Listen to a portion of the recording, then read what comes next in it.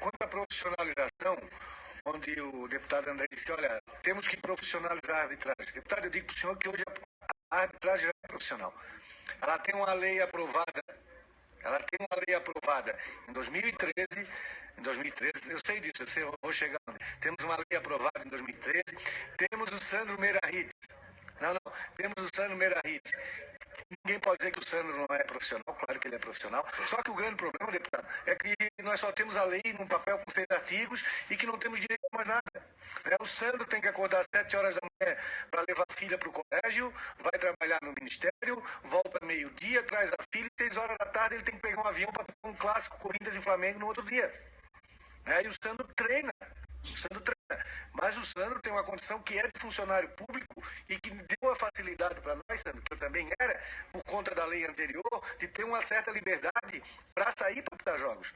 Mas nós temos no meio muitos árbitros que têm um emprego hoje em dia, a maioria hoje não é funcionário público, ele trabalha na iniciativa privada. E qual o empregador que vai deixar o cara sair? E hoje a CBF nos exige que a gente saia um dia antes e volte um dia depois. Qual empregador vai deixar um funcionário sair numa terça-feira de casa, num voo, para apitar um jogo numa quarta-feira e voltar numa quinta-feira? Não existe isso na iniciativa privada. Hoje, num clássico. Por exemplo, eu vou dar um exemplo que eu e o Roman passamos, né, Roman? Foi um Flamengo e Corinthians no Maracanã, ele apitando, e eu... foi 1-0 pro Flamengo, gol do Adriano. O Adriano, inclusive, era o jogo que o Ronaldo ia jogar e botaram. Aí inventaram uma condição pro Ronaldo. Eu quero saber atual. Atual. Vai botar um velho agora, Tele, o Paulo Vitor. Hoje faz 2 anos. Então, hoje, por exemplo, um árbitro vai apitar um jogo desse, como hoje, o ano passado teve aqui a abertura do brasileiro, a renda foi 4 milhões, só a renda do jogo. O árbitro veio aqui e ganhou, se for um árbitro FIFA, R$3.500. Bruto, recolhe disso, imposto de renda. E aí, ó, um assistente nosso passou só de... Aí, o que envolve uma folha de pagamento do Corinthians ou do Vasco não é menos de 5 milhões de reais. Não estou comparando, estou usando como exemplo. Mas a responsabilidade, o que eu falo, porque eu queria dizer o seguinte, a gente não está aqui para discutir taxa. A responsabilidade do presidente que não ganha nada é chamar de ladrão, ele tem que pagar a conta. Eu também não ganho nada, deputado, para ser presidente lá. Mas a situação é a seguinte, então a gente está falando de um montante que envolve o futebol e a responsabilidade que o árbitro tem em cima disso. A gente não está discutindo aqui, e eu não venho aqui para discutir, deputado, taxas de arbitragem. Eu venho aqui para discutir condições de trabalho para a arbitragem brasileira e um novo projeto para a arbitragem brasileira. A arbitragem brasileira não está preocupada só com 3.500 ou com 5 mil.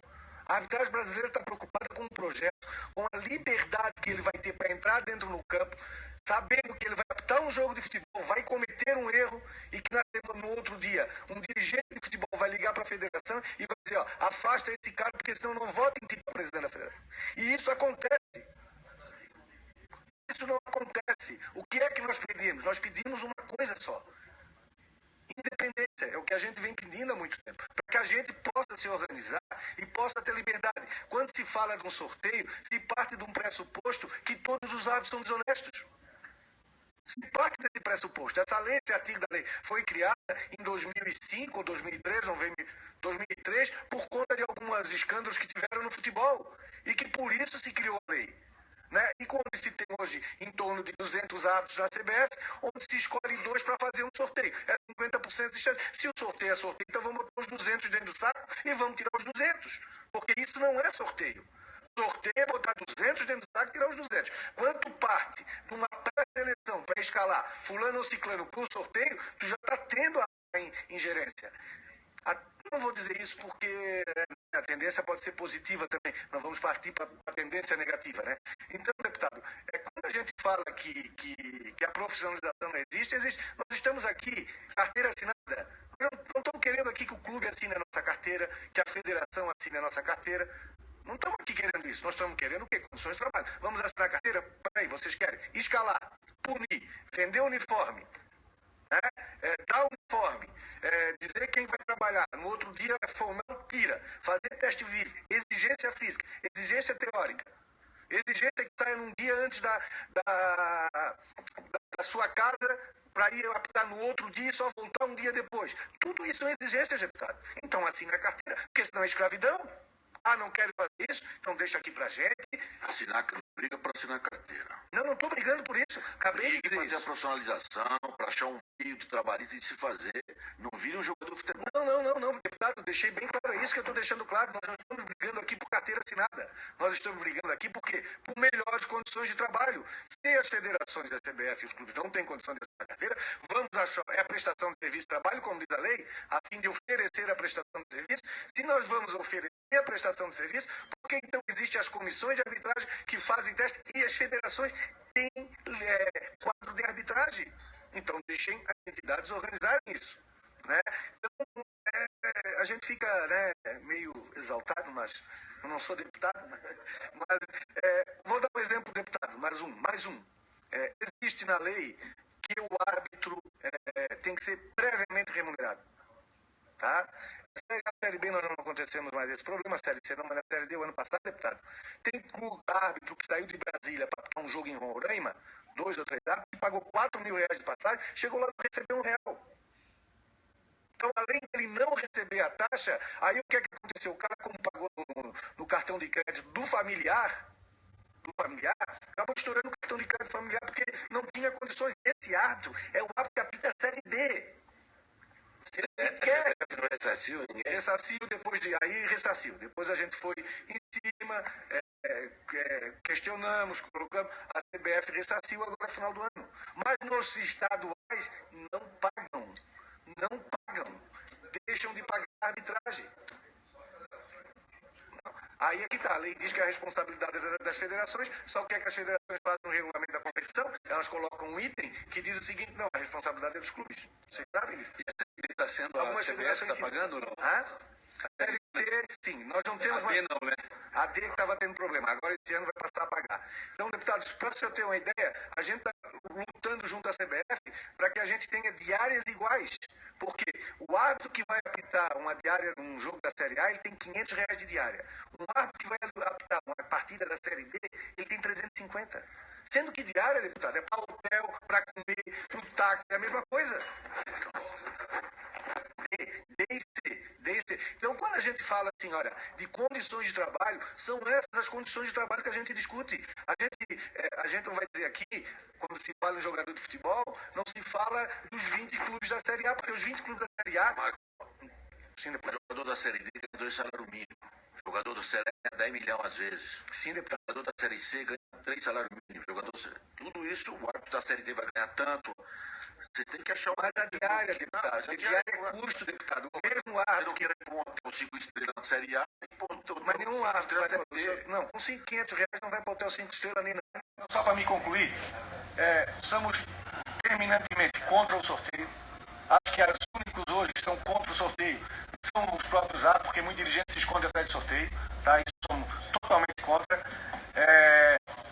Só para falar também que teve um deputado que citou que assistiu o Real Madrid e viu a beleza da arbitragem. Se nós colocarmos o Sandro Meirahit para apitar Real Madrid e Barcelona, ele vai passear em campo como passeou na Copa do Mundo.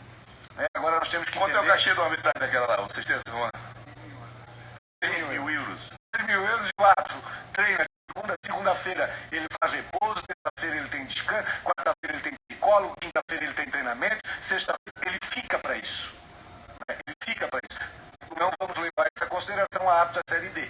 Como o senhor diz, nem tudo tem. Mas eu acho que na Série A, que é o principal foco do futebol brasileiro, a gente tem que melhorar as condições. Porque senão, e em contrapartida os outros também. Só quanto ao direito de imagem, mais uma vez, só mais um concluído.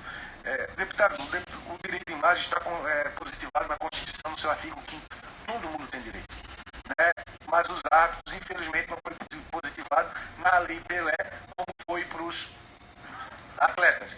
Infelizmente, os árbitros são uma minoria muito grande.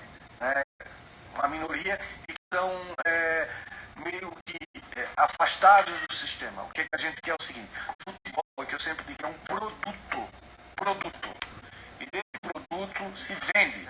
E todos os elos são importantes. Desde o pipoqueiro ao Ronaldo Fenômeno. Porque se não tiver pipoca para vender para o não fizer gol, faz o gol, né? E a arbitragem não pode ser comparada também, né? Não está muito tempo atrasado, está atrasado, mas não podemos atrasar mais ainda, deputado, porque se a gente ficar discutindo, né, a gente não vai avançar nunca. Eu queria passar a palavrinha para o Sandro. Sandro, 2 minutinhos que ele fica à vontade.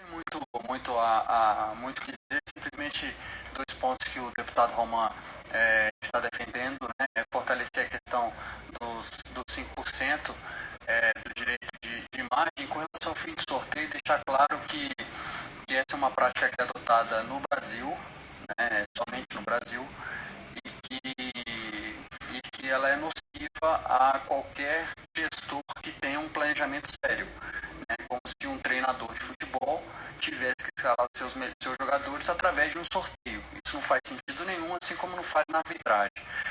E dizer também que na lei, no Estatuto do Torcedor, em nenhum momento a gente encontra a palavra futebol. Não existe nenhuma referência no Estatuto do Torcedor a futebol. Ela fala de competições profissionais e o único esporte onde se faz sorteio é o futebol. Eu não vejo sorteio de árbitro, eu não vejo de árbitro de vôlei, de árbitro de atletismo, de árbitro de handebol, de árbitro de futebol de salão. Então, eu acho que, de fato, essa é uma causa justa, né, que foi muito bem colocada pelo deputado Roman, que pode ser muito facilmente eliminada pelos senhores, caso assim entendam ser realmente a questão. Então é somente fazer essa ressalva, tá? E agradecer novamente aí o apoio do deputado Roman, do deputado Andrés também, de todos os presentes. Obrigado.